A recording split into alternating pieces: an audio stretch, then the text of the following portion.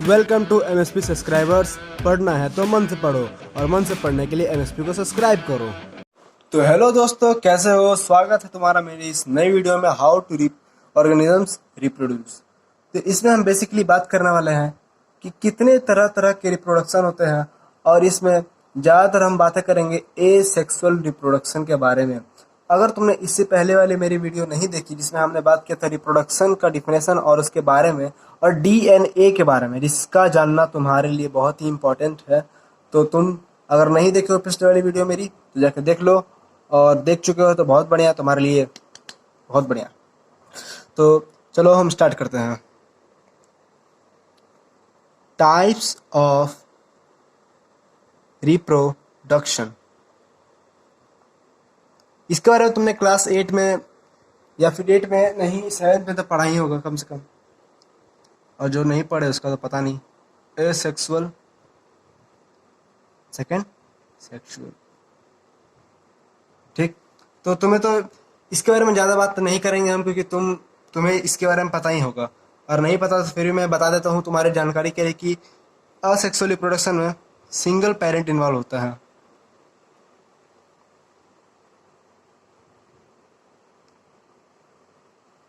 अनसेक्सुअल reproduction में double parent, मतलब कि 2 पेरेंट इन्वॉल्व होते हैं, 2 parents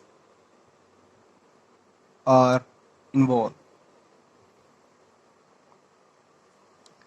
involvement of sex cells इसमें नहीं होता है, समझे, लेकिन इन्वॉल्वमेंट ऑफ सेक्स सेल इसमें होता है। अब सेक्स सेल्स क्या होता है? ह्यूमन में, मतलब कि ह्यूमन में मेन और फीमेल, मेल और फीमेल, मेल में सेक्स सेल्स स्पर्म होते हैं और फीमेल में ovum.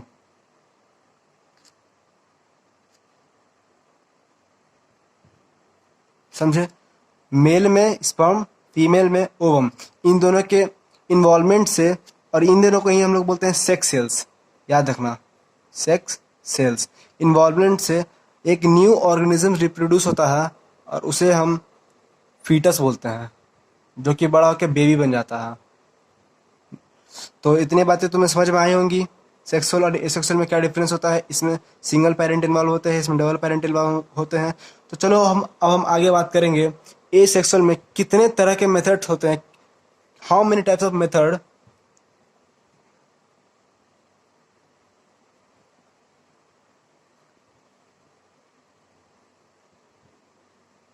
Involve in the asexual reproduction, in asexual reproduction। तो अगर तुम्हें इतनी बातें अगर लिखनी है तो वीडियो पॉज करके लिख लो, क्योंकि मैं अभी से रब करने वाला हूँ। तो चलो अब हम बात करेंगे ए सेक्सुअल रिप्रोडक्शन के बारे में।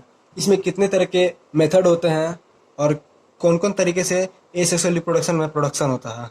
तो चलो पहले हम बात करेंगे फिजन के बारे में। फिजन फिजन भी 2 तरीके होते हैं, बाइनरी फिजन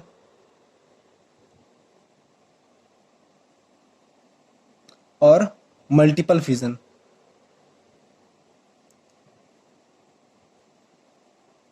बाइनरी फिजन में पेरेंट यूनिसेलुलर ऑर्गेनिज्म, पेरेंट, इसका एग्जांपल मैं तुम्हें आगे दूंगा। Parent split to form new organisms.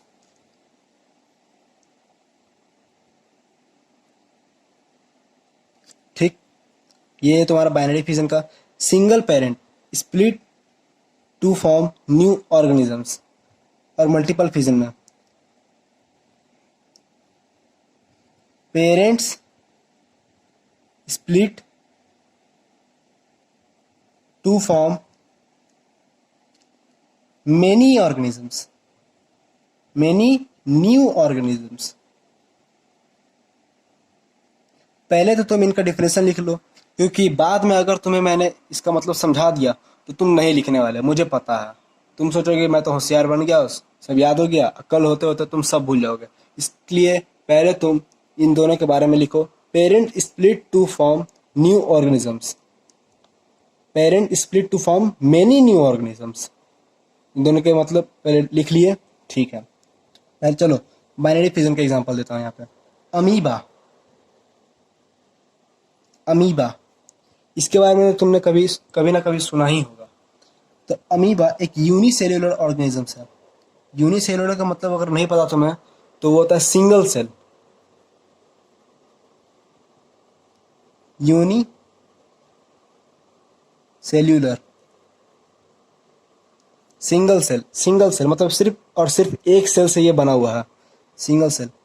ये ऐसे होता है, धीरे धीरे इसमें कुछ प्रोसेस होता है, ये अपने आप को डिवाइड करता है, डिवाइड करके दो न्यू ऑर्गेनिजम्स बना लेता है। तो देखो कैसे कैसे डिवीजन होता है इसमें। पहले तो इसका न्यूक्लियस दो हाफ में बंटना शुरू होते हैं।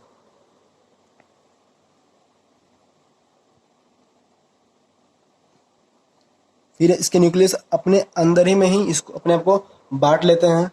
फिर अपने बॉडी को ये डिवाइड कर लेते हैं, ये अलग चला जाता है और इधर वाला अलग चला जाता है। तो यही होता है। तो तुम इसका डायग्राम देख लो, बहुत ही आसान है इसका डायग्राम बनाना। अपने कॉपी में बना लो या फिर नोट्स में बना लो। बना लिया, बहुत सही। तो चलो अब हम बात करेंगे बाइनरी फिजन के बारे में। बाइनरी फिजन के बारे में बात कर चुके हैं, अब हम करेंगे मल्टीपल फिजन का एग्जांपल देखेंगे हम। मल्टीपल फिजन का एग्जांपल, उसका एग्जांपल देख सकते हैं। तो हम देखेंगे प्लाज्मोडियम, प्लाज्मोडियम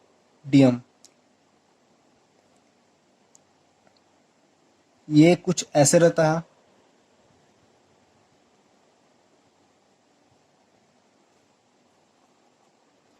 प्लाज्मोडियम इसके स्ट्रक्चर कुछ ऐसे होता है। ये अपने अंदर में ही बहुत सारे डॉटर सेल को डिवाइड करते रहता है, डिवाइड करते रहता है, करते रहता है, करते रहता है। सब डॉटर सेल, हम क्या बोलते हैं, डॉटर सेल्स, ठीक।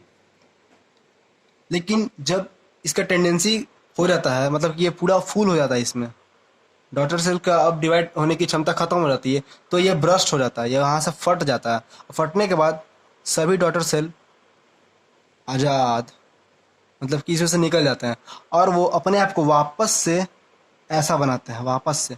मतलब एक डॉटर सेल फिर ग्रो करता है, फिर वो अपने आप को बड़ा बनाता है, फिर उसके अंदर डॉटर सेल डिवाइड होते हैं, फिर अपने आप को ब्रश करता है, फिर उसमें से एक एक नहीं, मतलब कि सब अपने आप को ऐसा बनाता है, फिर वो ऐसे होता है, फिर ऐसे होता है। तो ये प्रोसेस चलते रहता है। और यहाँ पर भी जो ये ऐसे हो गया, मतलब कि ये डिवाइड कर गया, तो अब जैसे कि ये है, ये फिर थोड़ा टाइम के लिए बड़ा होगा, इतना बड़ा हो जाएगा, इतना बड़ा हो जाएगा।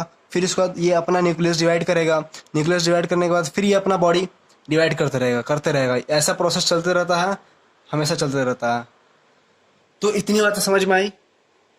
मुझे भरोसा है कि तुम्हें फिजन का मतलब अच्छे से पता चल गया होगा। फिजन का मतलब क्या होता है, कितने तरह के फिजन होते हैं, बाइनरी फिजन, मल्टीपल फिजन।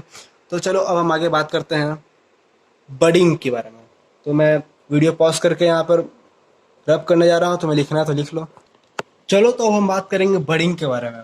तो चलो मैं बडिंग का मतलब तुम्हें एग्जाम्पल से ही देता हूँ। तो बडिंग का सबसे अच्छा एग्जाम्पल हाइड्रा, जो कि कुछ ऐसा दिखता है,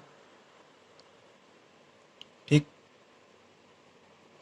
ये हाइड्रा के साइड से एक छोटा सा निकल जाता है, इससे हम बोलते हैं बर्ड। छोटा सा बॉडी में से बर्ड निकलता है, इसे हम बोलते हैं बर्ड, ठीक, बर्ड। ये धीरे धीरे बड़ा होता जाता है, धीरे धीरे बड़ा होता जाता है। एक समय आता है जब ये बर्ड अपने आप को डी अटैच कर लेता है, यहाँ से डी अटैच कर लेता है, डी अटैच कर लिया, और ये बर्ड अपने आप को इतना बड़ा कर लेता है। मतलब कि ये प्रोसेस फिर यहाँ से डी अटैच करके ज़मीन में लग जाता है, फिर यहाँ पर ऐसे बनता है, फिर उसमें भी बर्ड होता है, फिर वो भी डी अटैच होता है। तो ये ऐसे चलते रहता है। तो बर्डिंग का मतलब समझे। चलो मैं इसका डिफिनेशन में तुम्हें बता ही देता हूँ। इन बर्डिंग, a small part of the body of the parent organisms grows out as a bud which then deattaches and becomes a new organisms। अगर तुमको इसका डिफिनेशन लिखना है तो लिख लो, समझ गए। चलो तो अब हम आगे बात करेंगे रीजेनरेशन के बारे में। रीजेनरेशन तो चलो अब हम बात करने वाले हैं रीजेनरेशन के बारे में। तो इसका मैं एक एग्जांपल ले लेता हूँ, प्लेनेरिया। ये बहुत ही इंटरेस्टिंग है प्लेनेरिया। अगर तुम इसे यहाँ से और यहाँ से कट कर देते हो, यहाँ से कट हो गया, डिवाइड हो गया, तो ये अपने आप को वापस बना लेगा। वापस बन गया, वापस बन गया, फिर से वापस बन गया। ये अपने आप को वापस बना लेगा। ये पार्ट ये सब फिर वापस बन गया, ये पार्ट फिर वापस बन गया, और ये पार्ट फिर वापस बन गया। तो कितना अच्छा होता अगर हम लोग भी अपने बॉडी पार्ट को डिवाइड करके वापस बन सकते, तो अपना आर्मी होता, आर्मी।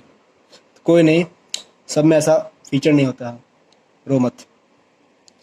तो यही प्रोसेस होता है। तो अगर तुमको इसका डिफिनेशन लिखना है तो लिख लो, the process of getting back a full organism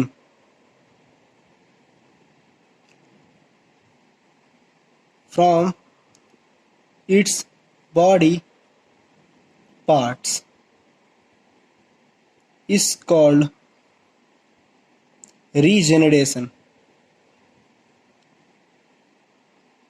The process of getting back a full organism from its body part is called regeneration। सिर्फ बॉडी पार्ट से हम लोग पूरा फुल बॉडी को वापस ला सकते हैं, पूरा फुल ऑर्गेनिजम्स को वापस ला सकते हैं। तो इस प्रोसेस को हम लोग बोलते हैं रीजेनरेशन।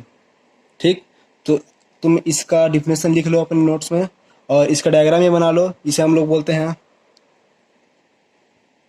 प्लेनेरिया, समझे, प्लेनेरिया। इसकी आंखें भी होती हैं, समझ गए। तो आज की वीडियो में हम यहीं तक बात करेंगे, लेकिन हाँ, असेक्सुअल रिप्रोडक्शन अभी तक पूरा ख़त्म नहीं हुआ है, और इसका 2-3 पार्ट, मतलब 2-3 एग्जाम्पल और बाकी है। तो अगले आने वाली वीडियो में हम बात करेंगे उसके बारे में, और सेक्सुअल रिप्रोडक्शन के बारे में। तो तब तक के लिए thank you, all the best.